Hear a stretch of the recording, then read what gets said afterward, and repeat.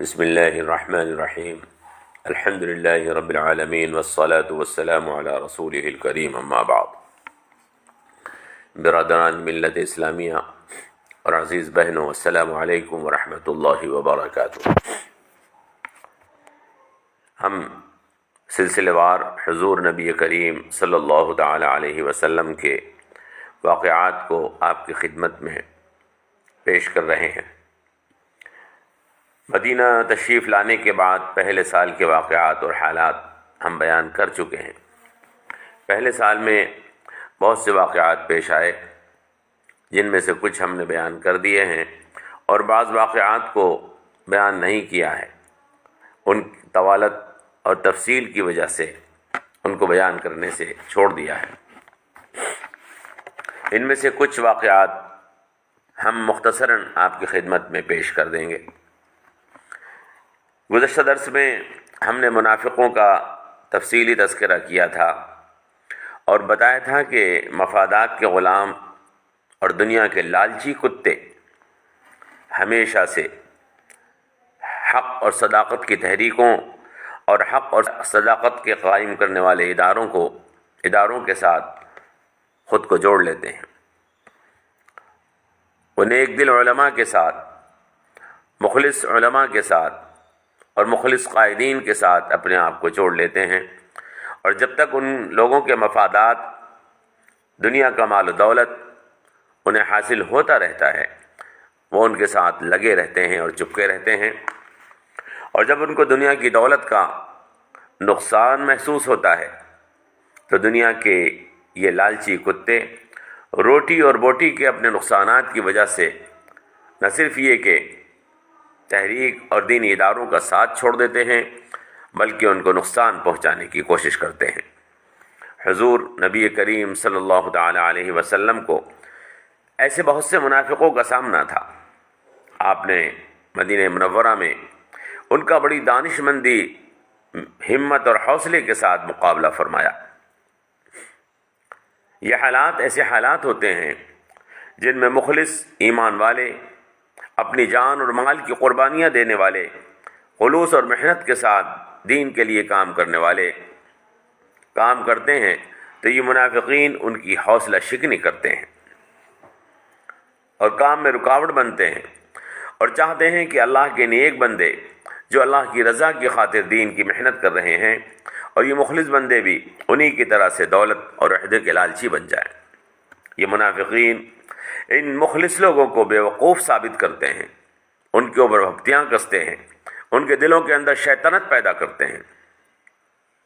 یہ لوگ جو کتوں کی طرح سڑکوں پر پڑی ہوئی سڑی ہوئی ہڈیوں کو حاصل کرنے کے لیے لڑتے ہیں، دنیا کی حقیر چیزوں کو اپنے لیے بہت بڑی نعمت سمجھتے ہیں، یہ لوگ آخرت کے اجر کو چھوٹی چیز ثابت کرنے کی کوشش کرتے ہیں۔ اللہ کی رضا کی ان کے دل میں کوئی اہمیت نہیں ہوتی، اس لیے کہ منافق ہوتے ہیں۔ ان منافقین کا حال ہم نے گزشتہ درس میں تفصیل کے ساتھ آپ کی خدمت میں پیش کر دیا تھا۔ ان منافقین سے تحریک کو بچانا اور ان کے سازشوں سے تحریک کو محفوظ رکھنا ایک بہت بڑا کام ہوتا ہے۔ اس سے پہلے سال میں کچھ اور واقعات بھی پیش آئے جن کا مختصراً بیان ہم یہاں آپ کی خدمت میں کر دیتے ہیں تاکہ سیرت کے ہر پہلو تک آپ کی نظر پہنچ سکے۔ برادران ملت اسلامیہ، حضور نبی کریم صلی اللہ تعالی علیہ وسلم قباء سے جب مدینہ تشریف لے آئے تو راستے میں کلثوم بن حدم کے مکان پر آپ مقیم ہوئے تھے۔ ان کا انتقال پہلے سال میں ہو گیا۔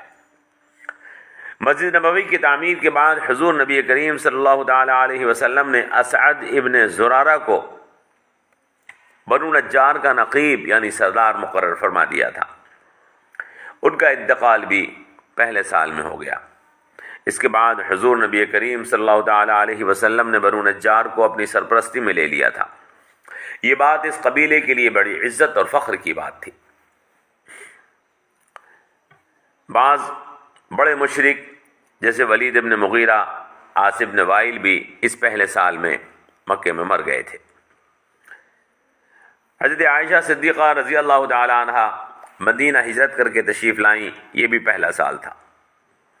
حضور نبی کریم صلی اللہ تعالی علیہ وسلم سے ان سے نکاح ہجرت سے پہلے کر لیا تھا، مگر حضور کے ساتھ ہجرت فرما کر نہیں آئی تھیں۔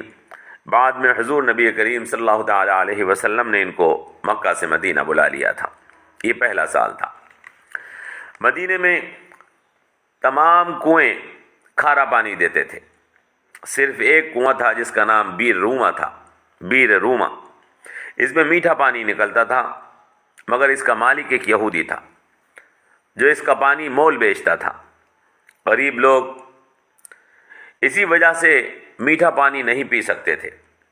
حضور نے مدینہ پہنچنے کے بعد بشارت دی کہ بیر روما کو جو خریدے گا میں اس کے لیے جنت کے ایک چشمے کا وعدہ کرتا ہوں۔ حضرت عثمان غنی رضی اللہ تعالی عنہ نے یہودی سے بات چیت کی کہ وہ اس کنویں کو بیچ دے، تو یہودی نے پورا کنواں بیچنے سے انکار کر دیا اور کہا کہ بس میں تمہیں آدھا کنواں دے سکتا ہوں۔ اس نے بھاری قیمت وصول کی اور آدھا کنواں حضرت عثمان غنی کے ہاتھ فروخت کر دیا، اور یہ طے کیا کہ ایک دن اس کا پانی تم استعمال کرو گے اور ایک دن اس کا پانی میں استعمال کروں گا، میں اس کا مالک رہوں گا۔ حضرت عثمان نے یہودی کی اس شرط کو قبول فرما لیا۔ یہودی نے اپنے دن پانی فروخت کیا۔ حضرت عثمان غنی رضی اللہ تعالی عنہ نے اعلان کر دیا کہ آج میرا دن ہے، کنویں سے مفت پانی تقسیم کیا جائے گا۔ یہودی نے کہا کہ عثمان یہ تم کیا کر رہے ہو؟ اگر تم مفت میں پانی دو گے کل مجھ سے کون پانی خریدے گا؟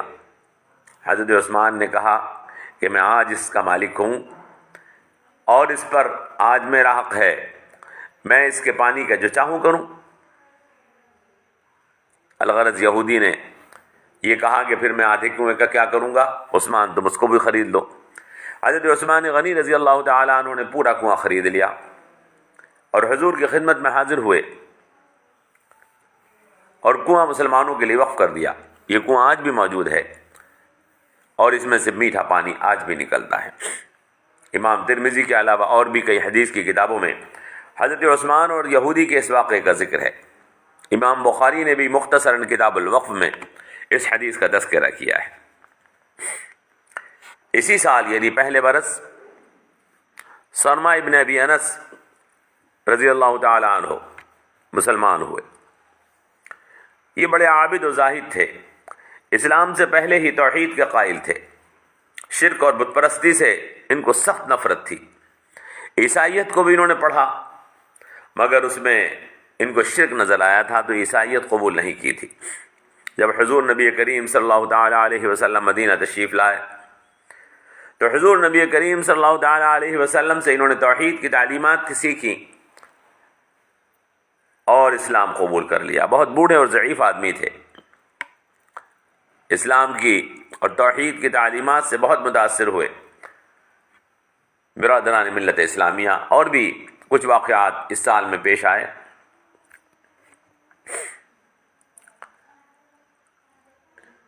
برادران ملت اسلامیہ اور عزیز بہنوں، زمین میں ایک بیج ڈالا جاتا ہے، زمین میں ایک بیج ڈالا جاتا ہے۔ اس بیج کو دیکھو، ایک چھوٹا سا بیج ہے، اس کو پیدا ہونا ہے، مگر کیا وہ خود پیدا ہو جاتا ہے؟ نہیں، بلکہ ایک طرف سورج ہے جو گرمی دیتا ہے، دوسری طرف بادل ہے جو پانی دیتا ہے، تیسری طرف زمین ہے جو اس بیج کو اپنے اندر دبا لیتی ہے،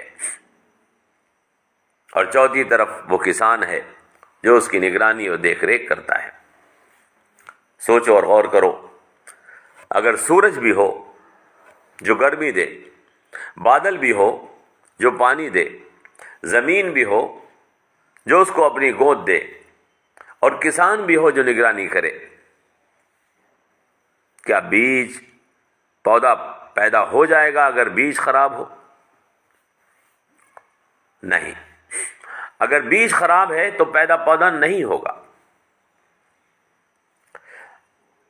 اگر بیج خراب ہے تو سورج گرمی دے، زمین نرمی دے، بادل تری دے، کسان سرپرستی کرے، بیج خراب ہے تو پودا پیدا نہیں ہوگا۔ حضور نبی کریم صلی اللہ تعالی علیہ وسلم 13 برس مکہ والوں پر محنت فرماتے رہے، وہاں قرآن بھی تھا، حضور نبی کریم صلی اللہ تعالی علیہ وسلم کی مبارک ذات بھی تھی، اللہ رب العالمین بھی سب کچھ دیکھ رہا تھا، محنت کی جا رہی تھی، مگر 13 برس میں صرف 80-85 آدمی ہی یا عورتیں تھے جو اس لائق تھے کہ جن کے دل میں ایمان کا پودا پیدا ہو سکا۔ اور جب آپ مدینہ تشریف لائے، قرآن وہی ہے، اللہ کے رسول صلی اللہ تعالی علیہ وسلم وہی ہیں، اللہ وہی ہے، بس فرق یہ ہے کہ یہاں بیج یعنی یہاں کے آدمی بدل گئے ہیں، انسان بدل گئے ہیں۔ ابھی 1 سال بھی نہ گزرا تھا، مدینہ منورہ میں حضور نبی کریم صلی اللہ تعالی علیہ وسلم نے دین کی دعوت کا کام کیا اور اسلام کی فصل لہلہانے لگی۔ ایک چھوٹی مگر نہایت روشن اور مضبوط اسلامی ریاست وجود میں آ گئی۔ عزیزو، یاد رکھیے، کسی جماعت کو وجود میں آنے سے پہلے یہ دیکھا جاتا ہے کہ اس کے افراد کیسے ہیں۔ کسی جماعت کو وجود میں لانے سے پہلے یہ دیکھا جاتا ہے کہ اس کے افراد کیسے ہیں۔ جماعت صرف قائد یا سرپرست کا نام نہیں ہوتا، جماعت ان افراد کا نام ہے جو اس قائد اور سرپرست کے تحت کام کرتے ہیں۔ اگر جماعت کے افراد بہتر ہوں گے تو جماعت بہتر ہوگی، اور اگر افراد میں منافقت اور بگاڑ ہوگا تو پوری جماعت میں بگاڑ اور منافقت ہوگی۔ عزیزو، قیادت اپنی اہمیت رکھتی ہے، اس کا انکار نہیں۔ اچھی قیادت لازم اور ضروری ہے، اس کا انکار نہیں، لیکن منافقین، دولت پرستوں، عہدوں کے طلبگاروں یا اپنی انفرادیت کو چمکانے کی خواہش رکھنے والوں کے سامنے کوئی جماعت بہتر نہیں ہو سکتی ہے۔ اپنی انفرادیت کی چمکانے کی خواہش رکھنے والوں کے ساتھ کوئی جماعت بہتر نہیں ہو سکتی ہے، چاہے اس کا قائد کوئی بھی ہو۔ اگر جماعت کے افراد صالح اور ایمان والے ہوں، آخرت کی نجات کے طالب ہوں، عہدہ اور دولت کے خواہش مند نہ ہوں، اپنی انفرادیت میں گم نہ ہوں، جماعت تب بہتر بنتی ہے اور اس کے نتائج انسانیت کو فائدہ پہنچانے والے ہوتے ہیں۔ ورنہ انفرادیت اور اپنی ذات میں گم رہنے والے تو نمرود اور فرعون کے نام سے جانے جاتے ہیں۔ مفاد پرست اور مطلب پرست وہ جس شخصیت کے لیے کام کرتے ہیں، جب وہ شخصیت مر جاتی ہے، جب ان کی وہ شخصیت مر جاتی ہے تو اس کے مرنے کے ساتھ سب ختم ہو جاتا ہے۔ اور اگر کسی مقصد کے لیے کام کیا جائے تو افراد کے مرنے سے مقصد ختم نہیں ہوتا ہے۔ عزیزو، ضروری ہے کہ قیادت اور قائدوں کو جناب رسول اکرم صلی اللہ تعالی علیہ وسلم کے کردار سے نصیحت حاصل کرنی چاہیے۔ آپ صلی اللہ تعالی علیہ وسلم سے بہتر رہنما نہ پیدا ہوا نہ پیدا ہو سکتا ہے۔ آپ صلی اللہ تعالی علیہ وسلم کامل اور مکمل ہیں، عادل اور مقسط ہیں، حکیم اور دانا ہیں، صاحب علم اور صاحب تقوی ہیں۔ مگر مکے کی 13 سالہ زندگی میں آپ کی ساری صلاحیتیں مشرکوں کی مخالفت، دشمنوں کے پتھروں، کافروں کے الزامات اور کافروں کی سازشوں کا مقابلہ کرنے میں صرف ہو گئیں، اور وہاں کوئی مضبوط جماعت وجود میں نہ آ سکی۔ اور مدینہ منورہ آپ تشریف لاتے ہیں، جب آپ کو ایک نئی قوم، ایک نئی قسم کے افراد ملتے ہیں، تو ابھی 1 سال بھی نہیں گزرا تھا کہ ایک مضبوط اسلامی ریاست وجود میں آ گئی، جس کا ساری دنیا میں فیضان جاری آج تک ہے اور قیامت تک جاری رہے گا انشاءاللہ العزیز۔ عزیزو، ضرورت ہے کہ قیادت سے شکایت کرنے والے اپنے اندر تبدیلی پیدا کریں اور اپنی ذات میں وہ صلاحیت پیدا کریں جو اچھی صفات کو اپنے اندر جذب کر سکیں۔ مفاد پرست، منافقت، اپنی ذات اور انفرادیت چمکانے کی خواہش کہ لوگ میری صلاحیت کو ماننے لگیں، اس کا لوہا ماننے لگیں، عہدے اور دولت کی طلب، کتے کی طرح سے ہڈیوں کو چچوڑنے والے، یہ سب وہ چیزیں ہیں جن سے انسانیت کی شخصیت ذلیل اور رسوا ہو جاتی ہے، اور ایسے انسانوں کی دنیا عزت نہیں کرتی ہے۔ اس کے برخلاف خلوص اور الہیت والے لوگ، جماعت اور ادارے کے مفاد کو مقدم رکھنے والے لوگ، اخروی نجات کے طلبگار لوگ،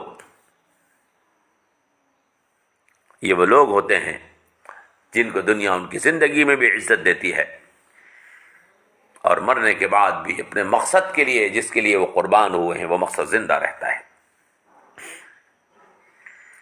یہ ایسی صلاحیتیں ہیں جن سے شخصیت نکھرتی ہے اور اعتماد حاصل ہوتا ہے۔ اللہ سے دعا کیجئے کہ اللہ تبارک و تعالی ہمیں عارضی اور فانی خواہشات سے نجات عطا فرمائے اور ہمیں دائمی اور باقی رہنے والی نعمتوں کو حاصل کرنے کی توفیق عطا فرمائے۔ آمین یا رب العالمین۔ والسلام علیکم ورحمۃ اللہ وبرکاتہ۔